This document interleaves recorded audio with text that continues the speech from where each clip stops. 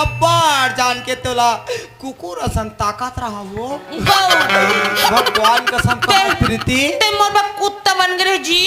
हाँ जी ते मया सन नाचत रहा रे हाँ। तोर पीछू पीछू में कुकुर असन घूमत रहा वो गौ गौ मैं भी सोचत रहा हूँ जोड़ी हाँ। कब रोगा मैं यहाँ छोड़े हाँ। तो तोर कर जाक चिपको कहीं माँ कसम ते सुनो जी हाँ जी ते मोर बा कुकुर असन गुर्राना एक खाओ हाँ